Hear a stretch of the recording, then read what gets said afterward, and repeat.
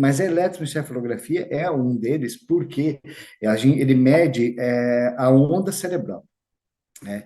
E para cada onda do cerebral, ela é responsável por um comportamento humano.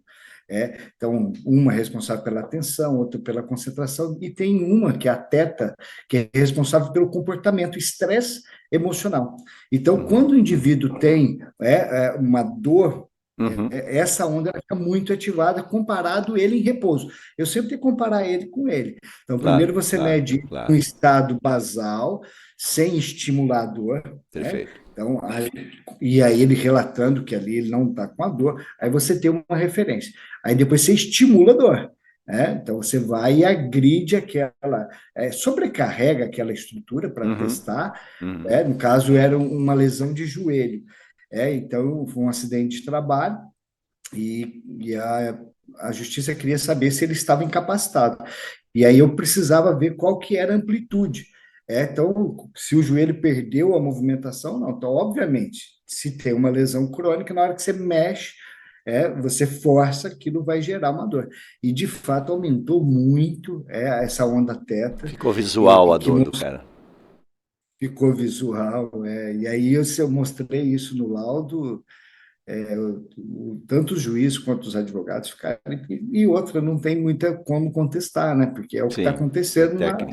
na, no cérebro da pessoa, né? E aí foi bem interessante. Além da questão do pescoço, da coluna, o uso contínuo de telas leva à fadiga ocular. E poucas pessoas estão se preocupando com a fadiga ocular. E às vezes a dor de cabeça é dado pela fadiga da musculatura dos olhos.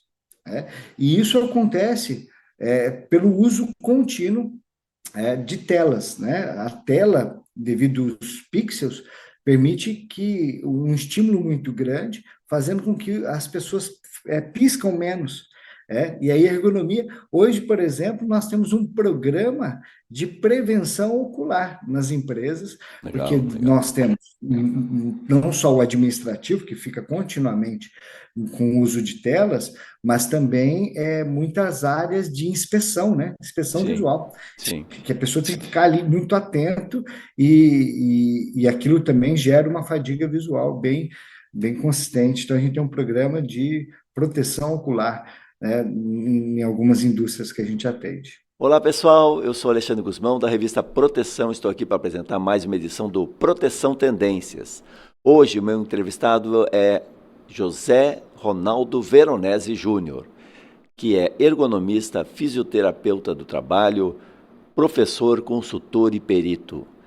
O Veronese é especialista em psicologia comportamental e do trabalho, mestre em ciências da saúde, doutor em biotecnologia, inovação em saúde, com pós-doutorado em fisioterapia e pós-doutorado em ergonomia.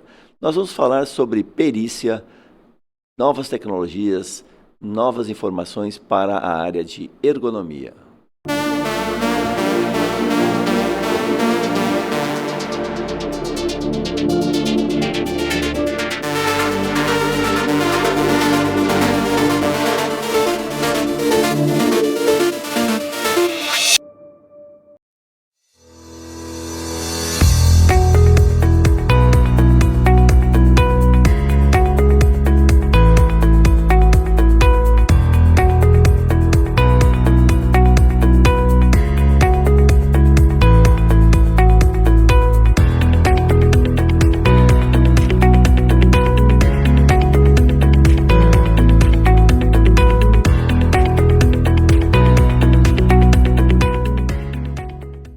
Todo trabalho precisa de segurança.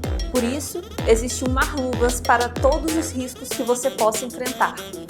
Seja eletricidade, queda de objetos, escorregamentos, umidade, corte, seja qual for o seu trabalho, Marluvas tem a proteção perfeita para você. Diversos riscos, uma proteção. Para ficar por dentro de todas as novidades, nos siga nas redes sociais. Marluvas, a força da história. Olá, Veronese, muito obrigado por estar aqui com a gente no Proteção Tendências. Tudo bem com você? Olá, Guzmão. Tudo bem? É um enorme prazer estar aqui com vocês nesse canal tão importante de divulgação para a sociedade. Legal.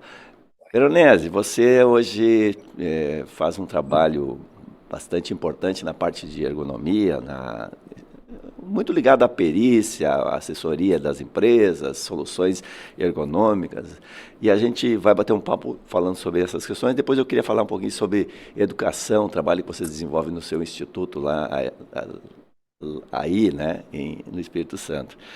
Mas vamos começar falando sobre ergonomia e o impacto que isso está tendo hoje, né, nas questões de perícia, nas questões ligadas aí à própria legislação nova aí com o E-Social, com o PGR, todo esse impacto aí mudando bastante, né, a sopa de letrinhas que a gente adora ter na área de segurança e saúde do trabalho. Mas assim, que impacto o trabalho da ergonomia tem hoje, né, e como os profissionais precisam se preparar para esse desafio, porque a gente sabe que em trabalho sempre se a gente não faz bem feito, a gente está gerando passivos, né? E você como perito, você deve entrar às vezes numa empresa e deve se assustar assim, nossa senhora, os caras estão colocando situações, expondo trabalhadores ou fazendo, às vezes é a questão até de um documento que falta, às vezes tem um trabalho bom, não é registrado. Então, vamos bater um papinho sobre essa questão da preparação, né, das empresas, dos profissionais sobre esse tema.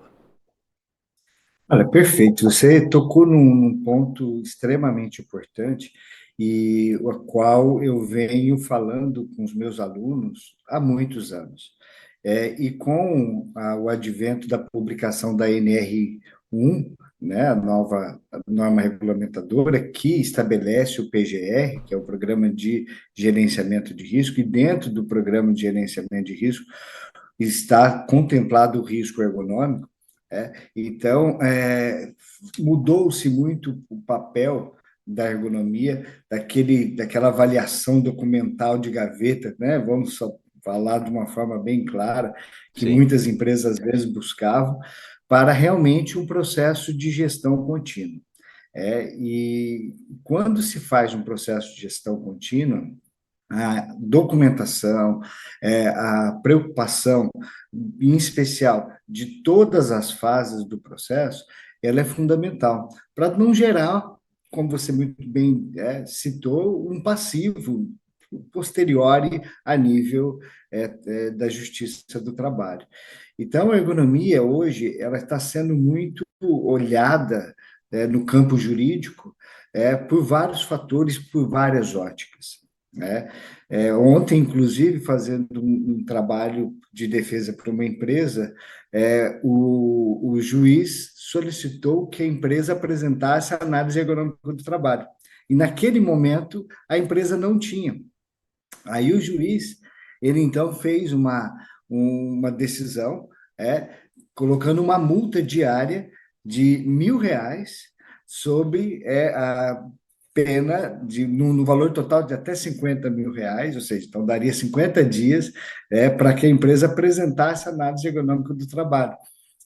Então, mostrando que o jurídico já está entendendo a importância da ergonomia como processo protetivo, né, para a saúde do trabalhador.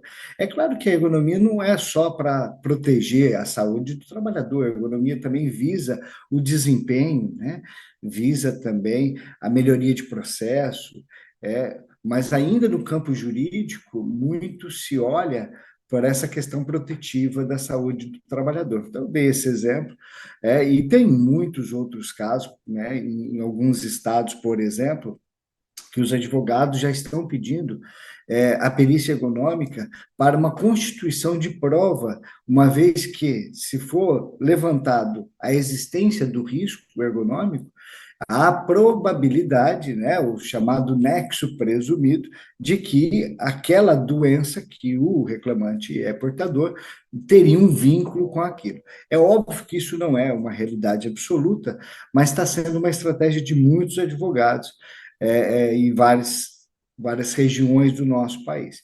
E aí, você tocou um ponto muito importante, que é interessante levar aos nossos ouvintes, a importância de se fazer um bom trabalho de gestão ergonômica.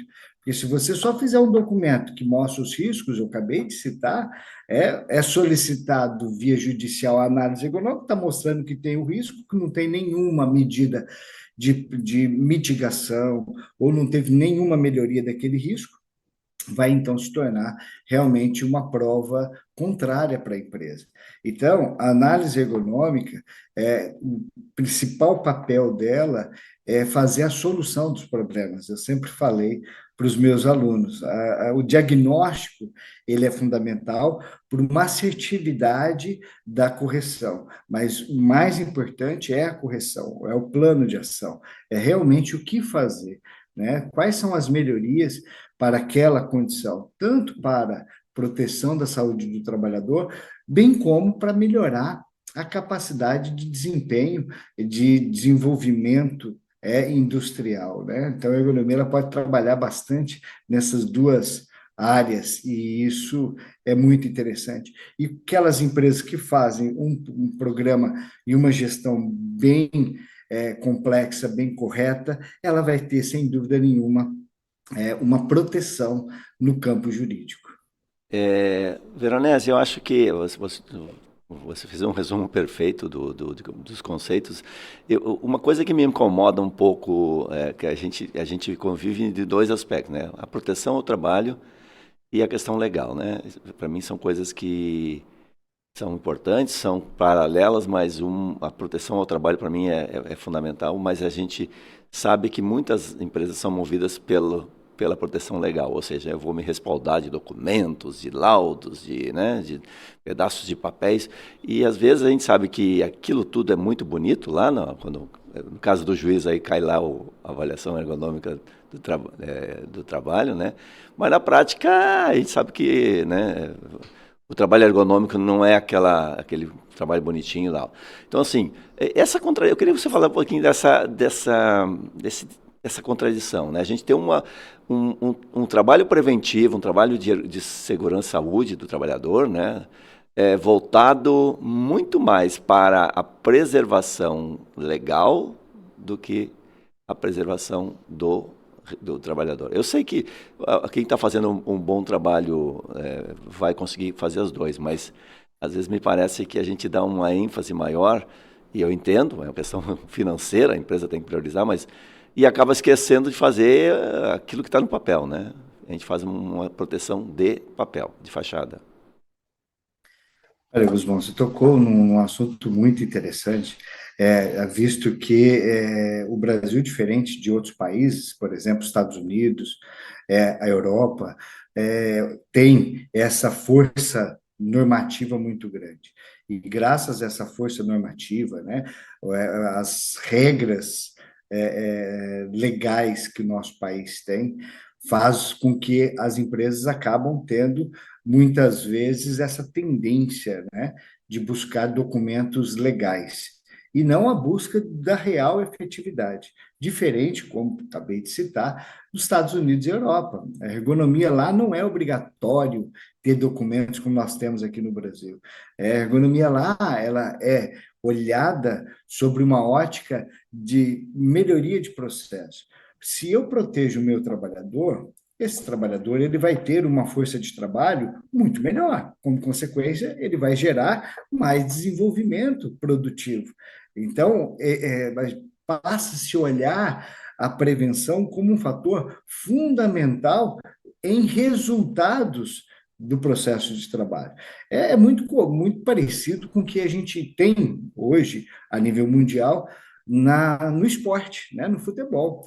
A gente vê o quanto que os jogadores são trabalhados de forma preventiva para o melhor rendimento, para a melhor performance. Então, quando a gente começar a olhar que o meu trabalhador, se eu conseguir melhorar a performance dele, mantendo ele saudável em todos os aspectos, eu vou ter como resultante a melhora da produção. né? Então, é uma visão que ainda algumas empresas não conseguem. Mas nós temos bastante empresa com cabeça bem avançada aqui no país e que a gente consegue. Eu mesmo atuo em algumas empresas que Sim. têm uma visão completamente diferenciada e a gente está tendo essa oportunidade de mostrar esse lado da ergonomia, né? Esse lado da importância do fator humano, né? Importância de você trabalhar o fator humano, melhorar a performance dele, de ter pessoas saudáveis em todos os aspectos, né? Não só físico, mas psíquico também, para que ele possa produzir mais e por mais tempo, né? Até porque cada vez mais a, a população trabalhadora está ficando mais com uma idade mais avançada. Então tem que se pensar cada vez mais realmente nesse processo preventivo do fator humano. Você tem uma experiência, você fez pós-doutorado lá em Portugal, né? Você fez em ergonomia, é isso? Isso. Fala um pouquinho dessa sua experiência lá, que eu acho que é muito legal. Acho que a Europa tem um padrão normativo bem avançado e menos, talvez, como você disse. Apesar da nossa herança portuguesa, né? A gente tem que lembrar disso, né? Parte dessa tendência nossa de ter lei para tudo, né? Acho que lei vai resolver todos os problemas. Tinha que fazer uma lei para resolver. Todo mundo vai ser feliz a partir da manhã e tal, determina assim, e as coisas funcionariam, né? Se lei resolvesse tudo. Mas tudo bem, a Sim. gente tem essa característica muito legislativa, né? E a comunidade europeia, ela fez uma normatização bastante relevante. E Portugal acho que teve que abrir mão de algumas regras mais talvez detalhadas, né? E eu acho que essa experiência pode nos ajudar um pouquinho. Fala um pouquinho sobre como é que foi fazer esse doutorado lá em Portugal. Não, legal. Na verdade, desde da União, né, Europeia, né, a partir do momento que se fizeram, né, todo o acordo da União Europeia, os princípios eles ficaram mais uniformes, né? Então, Portugal Sim, foi obrigado, né, realmente a seguir esses princípios. Teve o Acordo de Bolonha, né? Inclusive isso impactou muito até nos aspectos educacionais. Portugal, como a Europa, por exemplo, a maioria dos cursos são feitos em 3 anos e logo na sequência são 2 anos de mestrado. Então, praticamente todos os profissionais eles já finalizam, saem da faculdade com mestrado.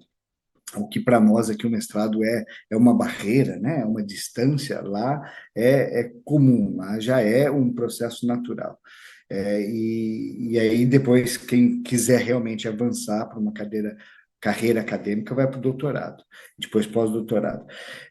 Bom, a ergonomia em Portugal é muito interessante, que eles têm uma visão bem diferente da nossa, né?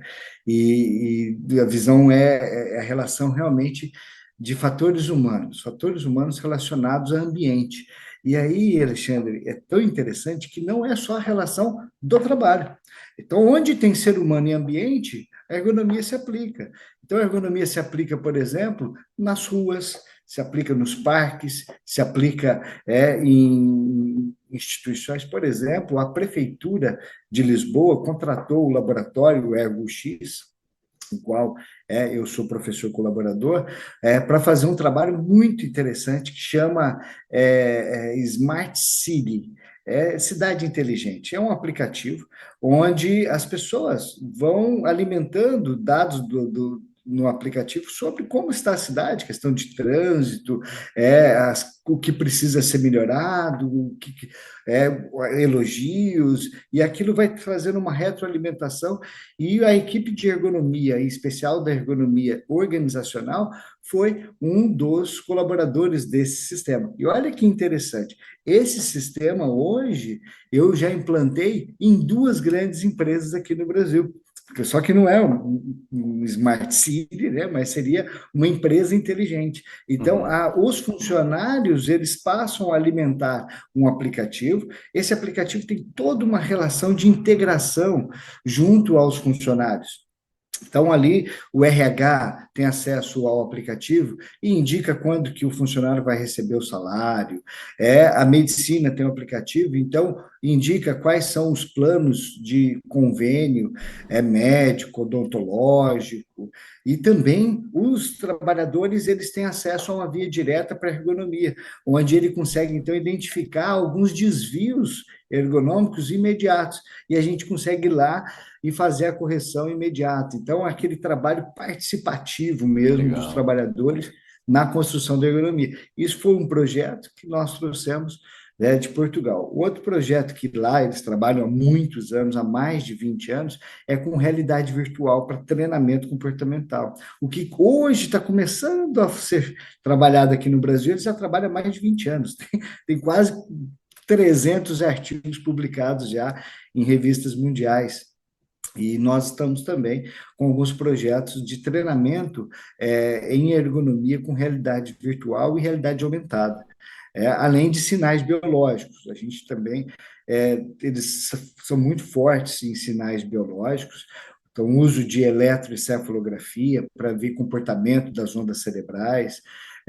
Inclusive, eu fiz uma perícia essa semana, e usei a eletroencefalografia para verificar o comportamento das ondas cerebrais durante uma avaliação pericial, para ver se o indivíduo estava mentindo ou não. Era uma perícia mais vinculada à fisioterapia, mas foi muito interessante, e consegui mostrar que ele não estava mentindo e que, de fato, a dor dele era uma dor real, não era uma dor. A maior dificuldade no campo da saúde é o quanto que a pessoa está falando a verdade, né? Sim, sim. E a gente conseguiu fazer através dessa técnica de sinais biológicos. É muito legal. E é o que a gente chama de neuroergonomia. Eu uso muito também nas empresas para identificar, por exemplo, questões de erro no trabalho. Por que está tendo erro no trabalho?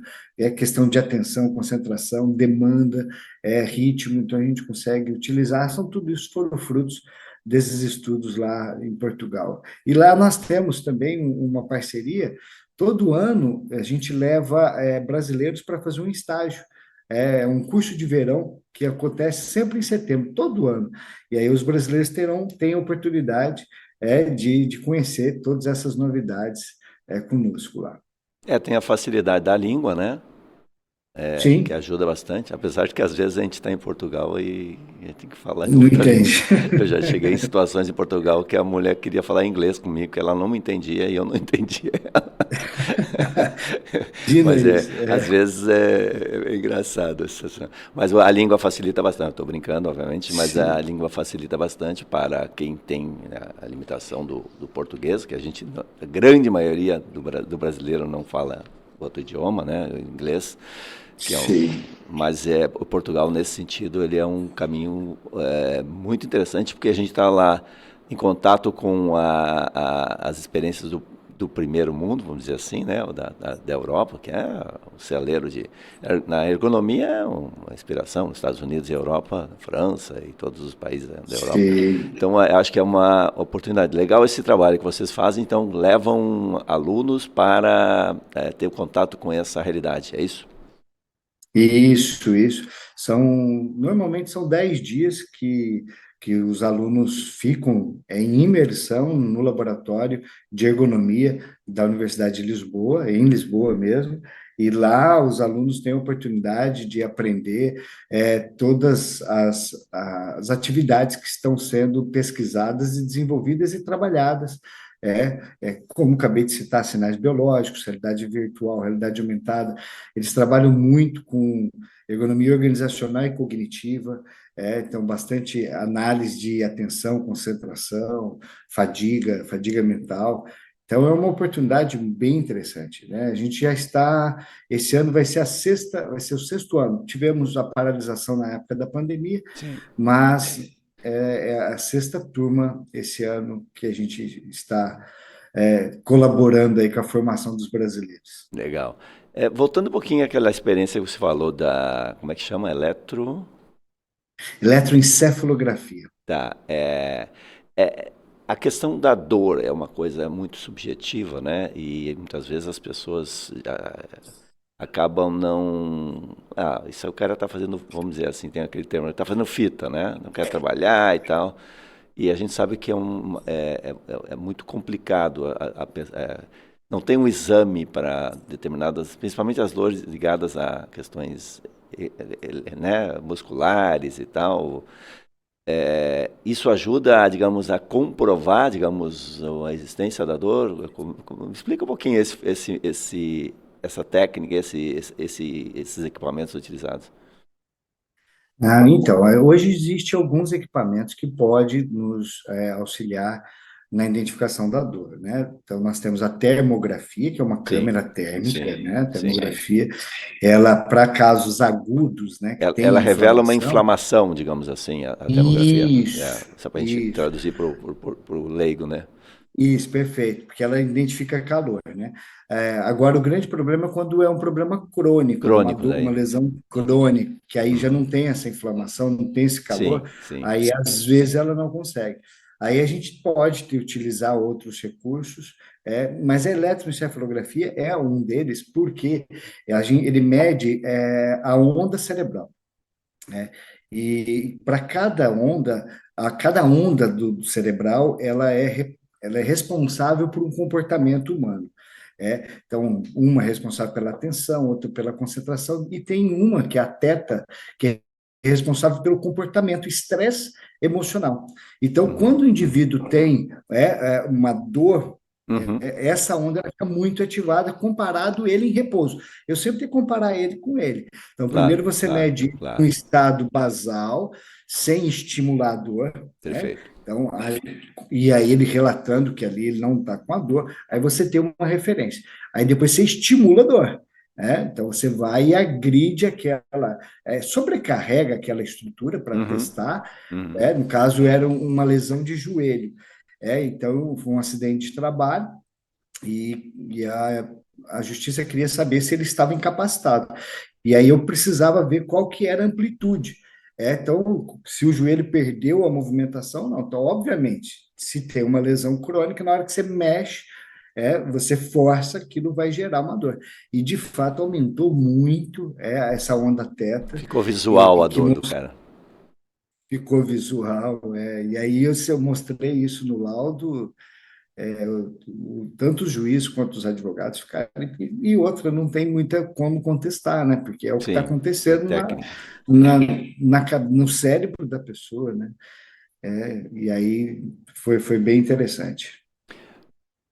Veronese, uma coisa que me preocupa aí para o futuro você falou das cidades e tal, da interferência fora do local de trabalho, não tem muito a ver com as cidades, mas tem a ver com o ser humano, né? A gente tem hoje uma geração, a geração não, todo mundo, mas usando smartphones, né?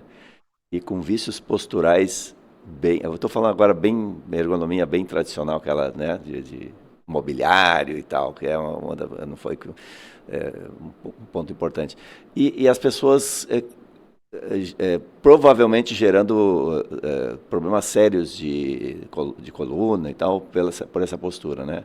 Como é que a gente pode trabalhar? Porque, na verdade, se faz todo o trabalho lá pegar o bem básico, né, do posto de trabalho ergonômico e tal, e o cara deixa de olhar a tela do computador, que está toda alinhada, bonitinha, para ele não baixar a cabeça, e ele baixa a cabeça para ficar 3, 4, 5, 6 horas olhando o, o smartphone dele. Como é que eu sei que é um pouquinho fora do que a gente está falando, mas isso é uma coisa que me incomoda um pouquinho, o que uma empresa pode fazer além de falar com o trabalhador? Porque assim, isso acaba dando lá na frente um problema. Provavelmente esse jovem hoje, que é jovem, quando ele tiver 20 anos de trabalho, ele vai ter um problema sério de coluna, né? E alguém vai dizer, não, mas isso ele pegou na empresa dele e tal. Como é que se faz além da questão cultural, nós temos que talvez rever isso. Você tocou num ponto importante que extrapola, né, as portas das indústrias, né, e vai inclusive para dentro da nossa casa, né, com os nossos filhos, né, que é um problema realmente. Bom, primeiro é uma questão comportamental, né? Educacional. Acho que você mesmo já citou, a empresa tem que criar programas contínuos de sensibilização. A sensibilização, mudança de comportamento, Guzmão, não é fácil. Nós não mudamos comportamento de um dia para a noite. Nós não mudamos comportamento com apenas uma palestra. A mudança de comportamento, ele exige uma ação contínua, uma sensibilização contínua. Então, a empresa ela tem que criar meios e canais de sensibilização contínua. Esse, para mim, é a forma mais eficiente, porque a pessoa realmente ela tem que entender. Você mesmo disse, ela para de ler na tela do computador alinhado para ler no celular. Isso é questão comportamental. Então, tem que fazer. Essa é a parte mais difícil do processo, porque ele tem que ser contínuo, tem que ser programa contínuo. E, paralelo a isso, né, estimular o trabalhador à prática de atividade física, né? Que se porventura ele vá fazer o uso do celular, que não tem como a gente eliminar, porque isso faz parte até de ferramenta de trabalho hoje em dia, mas É, que ele é tenha uma, musculatura. é um membro do corpo o celular hoje, né? Uma parte do Hoje em corpo, né? dia Ele está intercalado. hoje em dia não tem como, né? Então, hoje está os seus documentos, o documento do meu carro está no meu celular, a minha carteira de motorista está no meu celular, o cartão de banco está no celular, quer dizer, ele realmente faz parte de todo o processo. É você ter musculatura resistente, flexível, para suportar essas demandas quando elas são exigidas. Agora, uma coisa que cabe ressaltar aqui, Guzmão, que além da questão do pescoço, da coluna, o uso contínuo de telas leva à fadiga ocular. E poucas pessoas estão se preocupando com a fadiga ocular. E às vezes a dor de cabeça é dado pela fadiga da musculatura dos olhos. E isso acontece pelo uso contínuo de telas, né? A tela, devido aos pixels, permite que um estímulo muito grande, fazendo com que as pessoas piscam menos. E aí a ergonomia, hoje, por exemplo, nós temos um programa de prevenção ocular nas empresas, porque Legal, legal. nós temos não só o administrativo, que fica continuamente com o uso de telas, mas também muitas áreas de inspeção, né? Inspeção Sim, visual, sim. que a pessoa tem que ficar ali muito atento e aquilo também gera uma fadiga visual bem consistente. Então, a gente tem um programa de proteção ocular, né, em algumas indústrias que a gente atende. Legal. Eu queria que você falasse um pouquinho do trabalho do IEDUV, né, que é o seu Instituto de Educação, especialista em questões de perícia ergonômica, questão de ergonomia e todo esse processo todo. Como é que nasceu essa ideia? Como é que vocês estão trabalhando no sentido de desenvolver? Você já falou um pouquinho sobre algumas coisas, né? Essas turmas que vocês estão levando para Portugal, essa experiência dos exames aí de eletroencefalo, né? Eletroencefalografia. Tá? Mas fala um pouquinho mais sobre como é que surgiu a ideia e o que vocês têm feito no Instituto. Ah, legal. O EDUV, ele nasceu no Mato Grosso do Sul, né? Eu sou mineiro, mas fui para o Mato Grosso do Sul, ainda jovem, e lá que eu comecei com a parte de perícia, a parte pericial, e com essa necessidade precisava de ter uma empresa, né, para prestar também serviços para a área de ergonomia. Ela nasceu inicialmente com a consultoria, e aí, com uma necessidade do mercado, foi então formado, né, uma área educacional. Então, nós formamos já mais de 4.000 fisioterapeutas como peritos, dentro de 20 anos, e nós temos turmas de fisioterapia do trabalho e ergonomia em pós-graduação. Nós já fizemos 35 turmas nessa história, então, em algumas cidades, São Paulo, Bahia, Teresina, e Vitória, que é a nossa base, né? A gente já está em Vitória há algum tempo, e nós também fazemos, o EDUV tem um programa que é um centro de pesquisa, e que nós fazemos estudos avançados em ergonomia nas indústrias. Então, a gente já fez, por exemplo, estudos com eletromiografia, agora é um outro aparelho que mede a parte muscular para eficácia de exoesqueleto. Então, nós já avaliamos muitas empresas para ver se o exoesqueleto realmente funciona. E foi muito interessante, porque teve situações que funcionava e a gente provou que funcionava, dá mais segurança para a empresa comprar, e teve situação que provou que não funcionava. E aí também é algo que é interessante, que a empresa ia investir alto em uma tecnologia que às Sim. vezes não ia ter resultado. E então a gente já fez para uso de exoesqueleto, fizemos um estudo também muito inovador com eletromiografia, que é a eficácia do rodízio.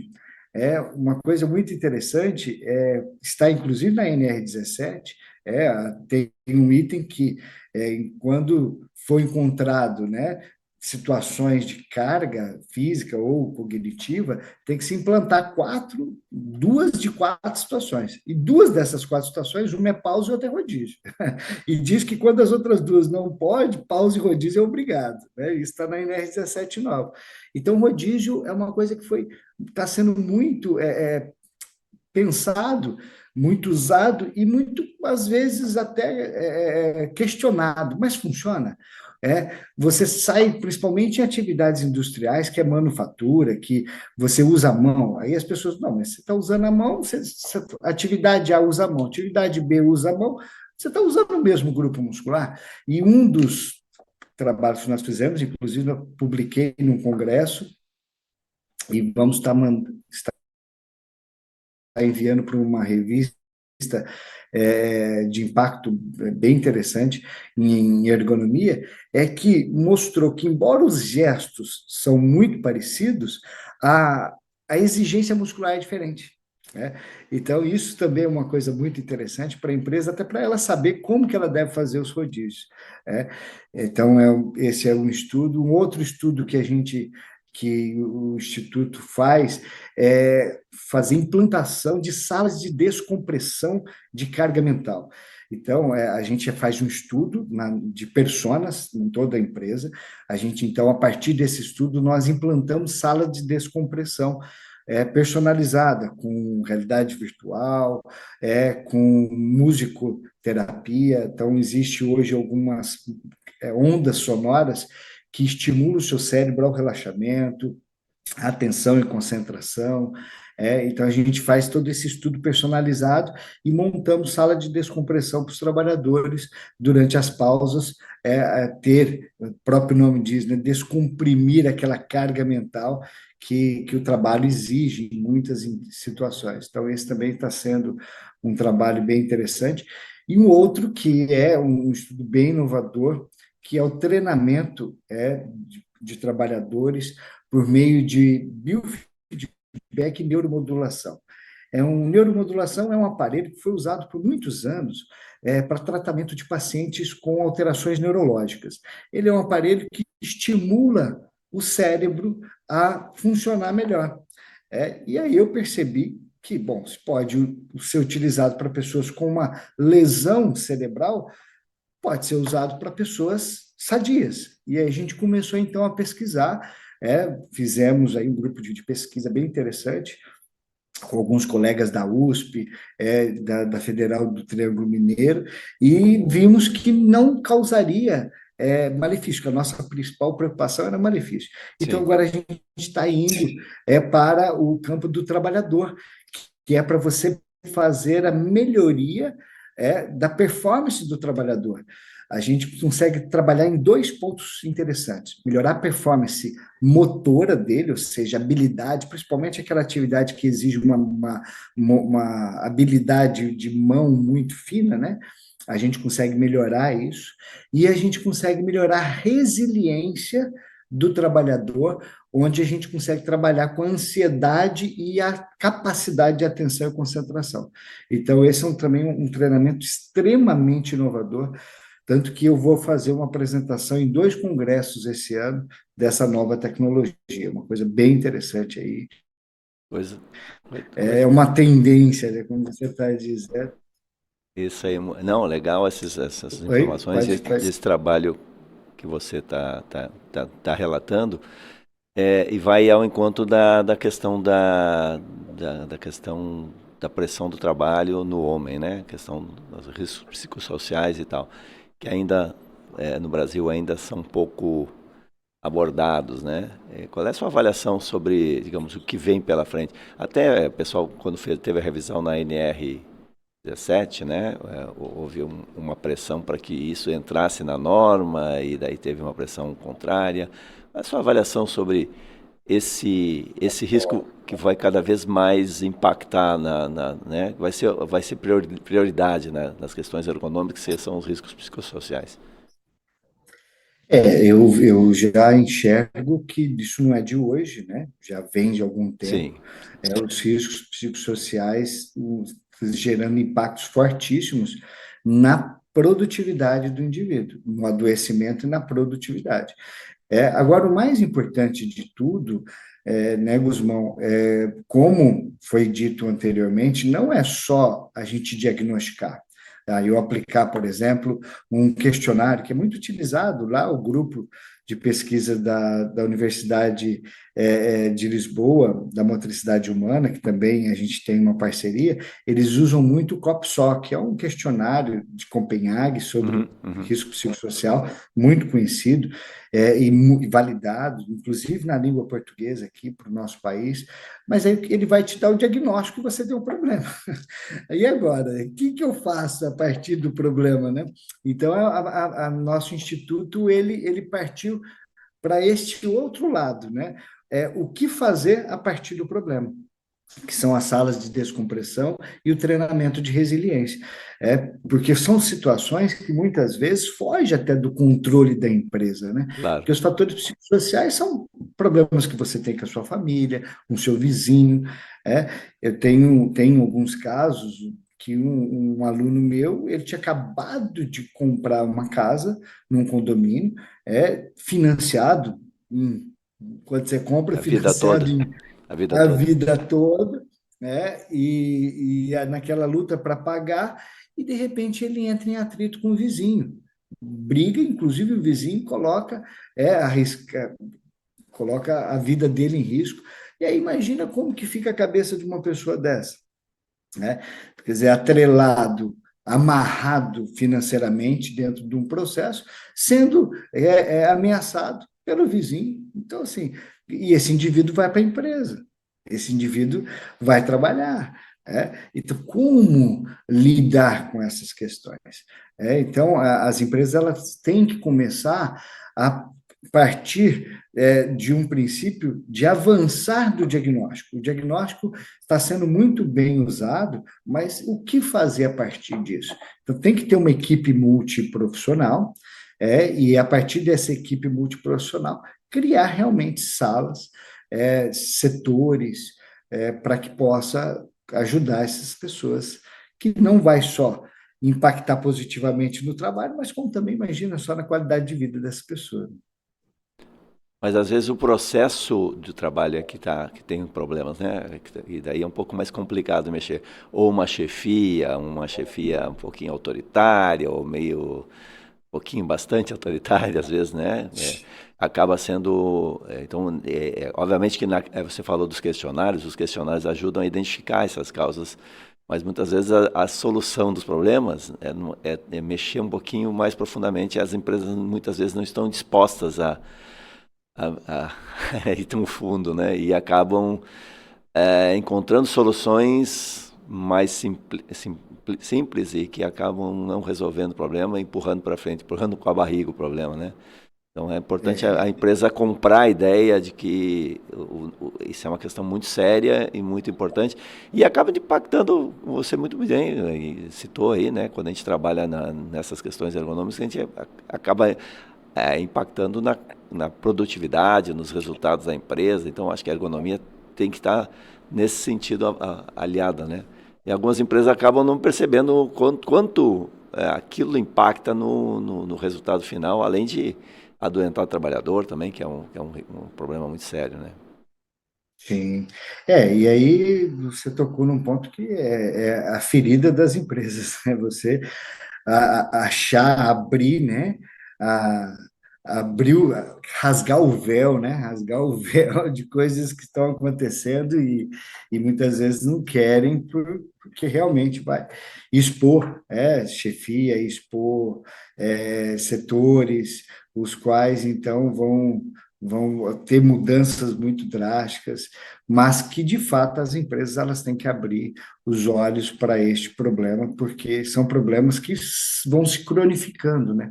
E todo problema crônico, ele pode gerar grandes consequências. Acaba gerando assédios, né? Assédios morais, assédios, né? Você tem encontrado, tem percebido ter aumentado isso? Essas questões, Sim, essas discussões que acabam na justiça muitas vezes, né? Um grupo de trabalhadores ou um trabalhador acaba se sentindo vítima, né? E acaba acionando a empresa por causa disso. sim, eu participei, inclusive, no ano passado, de duas ações civil pública que o Ministério Público do Trabalho ingressou contra a empresa, e as duas não era só assédio, né? Sim, sim. Mas tinha assédio envolvido. Então, tinha assédio, tinha questões ergonômicas também, e duas tinha a questão do assédio coletivo, e aí tinha realmente todo esse processo de nome dos envolvidos, e quando se tem prova é difícil ir contra as provas, né? Defender a empresa num caso desse, né? Inclusive nós conseguimos defender na parte da ergonomia, mas o assédio não teve jeito. O É. assédio foi penalizado, porque tinha prova, né? Tinha prova testemunhal, tinha áudio, tinha um monte de fatores. Veronese, já para as partes finais da nossa entrevista, eu queria que você falasse um pouquinho sobre como é que você vê o ergonomista nos próximos anos, né? O papel desse ergonomista. A gente tem diferentes atuações na ergonomia, né? Mas o ergonomista do trabalho, esse ergonomista que está no chão de fábrica aí acompanhando, como é que você vê esse profissional dos próximos anos?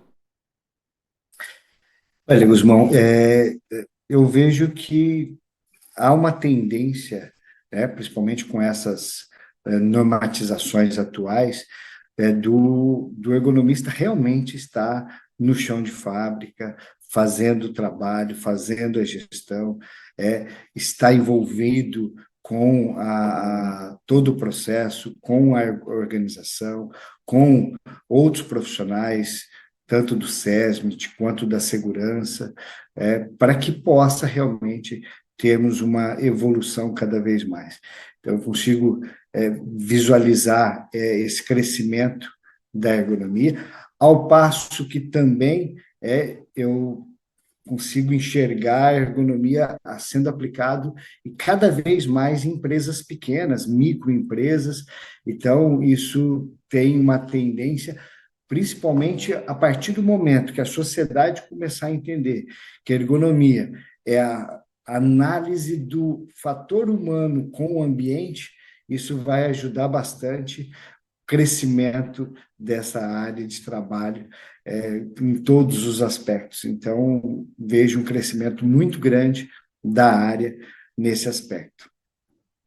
Veronese, eu queria te agradecer então por essa entrevista, esse bate-papo muito elucidador aí de novidades na parte de ergonomia, na parte de perícias.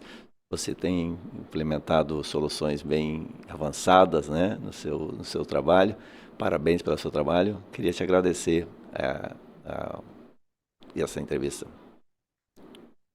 Eu que agradeço, Alexandre, agradeço a Proteção TV por essa oportunidade de compartilhar um pouco, né, com os ouvintes de todos esses trabalhos que estamos desenvolvendo, porque eu tenho uma missão como pesquisador e professor. Nossos trabalhos eles têm que ser reproduzidos, eles têm que ser passados, porque é o que nos motiva, né? É o resultado de todos os anos de estudo e investimento. Então, agradeço e me coloco sempre à sua disposição. Obrigado, Veronese. Foi muito bom conversar com você. Bom, pessoal, então estamos encerrando aí essa entrevista com meu amigo José Ronaldo Veronese Júnior, esse profissional da ergonomia, da perícia. e que falou para a gente sobre tendências importantes nessa área.